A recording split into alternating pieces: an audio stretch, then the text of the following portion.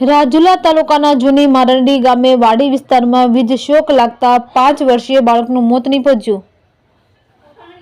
રાજુલા તાલુકાના જૂની મારંડી ગામના વાડી વિસ્તારમાં 5 વર્ષના બાળક પર વીજ વાયર પડતા બાળકનું ઘટના સ્થળે મોત।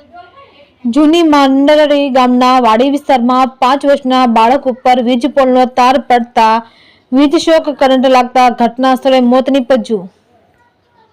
મૃત બાળકનું નામ ધાર્મિક જગદીશભાઈ બારૈયા હોવાનું જાણવા મળ્યું છે। મૃત બાળકને રાજુલા સિવિલ હોસ્પિટલ ખાતે પીએમ અર્થે ખસેડવામાં આવ્યું।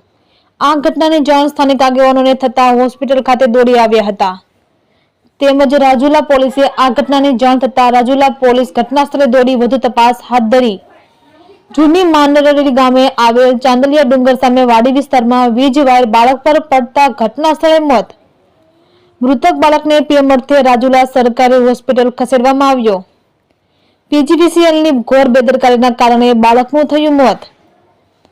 આ ઘટનાને પગલે હોસ્પિટલ ખાતે સ્થાનિક આગેવાની સહિત લોકો દોડી ગયા।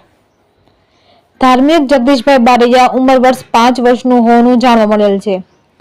આ ઘટનાની જાણ થતાં રાજુલા પોલીસ ઘટના સ્થળે પહોંચી તપાસ હાથ ધરી છે। રિપોર્ટર મનીષ મહેતા, રાજુલા।